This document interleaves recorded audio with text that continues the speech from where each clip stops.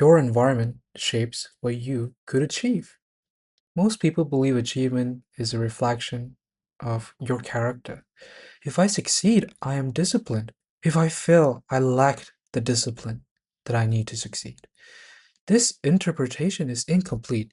What you achieve is not determined solely by intention, it is largely shaped by the environment in which intention operates. Environment influences what you notice, what you default to, what feels easy, and what feels difficult. And over time, these influences accumulate into outcomes, right? Achievement is probability, not necessarily personality.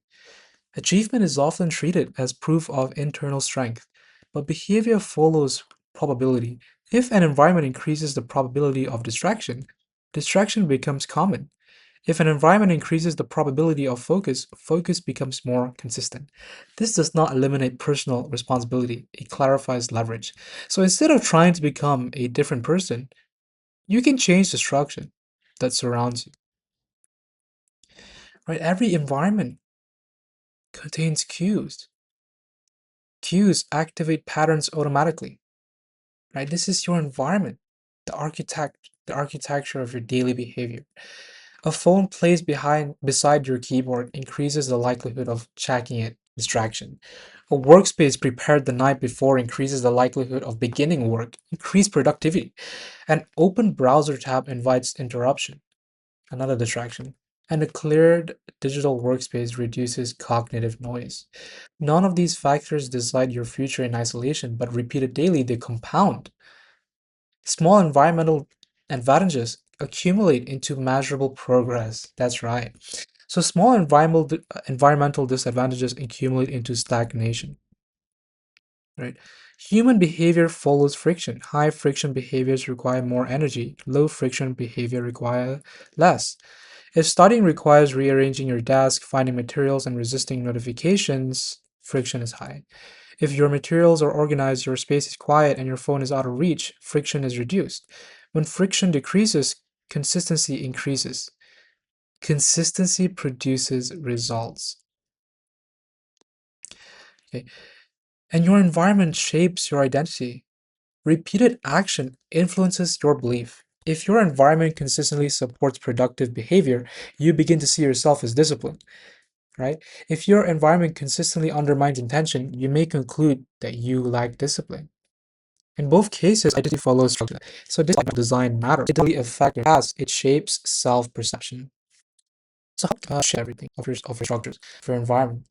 But to influence what you achieve, we need to make starting easier than postponing.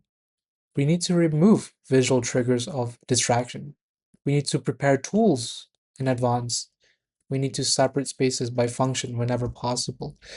I think this is kind of like also how when you want to do a project, you need to plan because if you there's a saying that if you don't plan, you're planning to fail, right?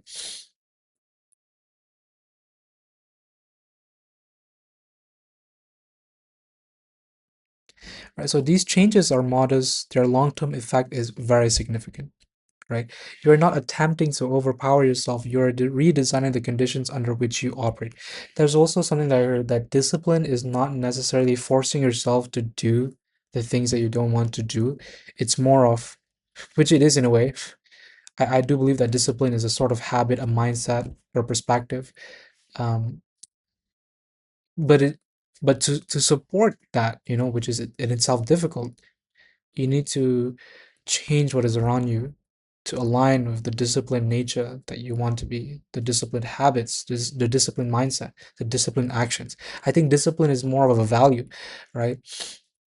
And so they say, like, there's a saying that says like, discipline is not forcing yourself to become discipline, which I don't believe is true. I believe that that is what it is, like doing what you don't want to do, doing it nonetheless, doing it if even if you're tired, getting up, because you're actually capable of more, to be honestly frank, and you do have to do its responsibility and whatnot.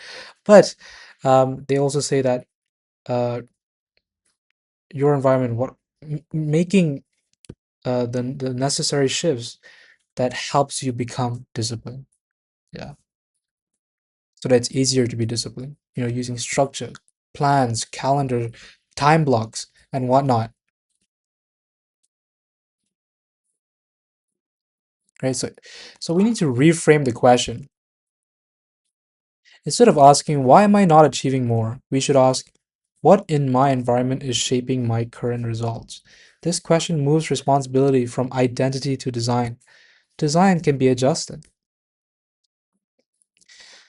So in conclusion, achievement is rarely dramatic. It is cumulative. It is cumulative. It compounds, right? Your environment quietly shapes what you do every day. What you do every day becomes is what you become, right?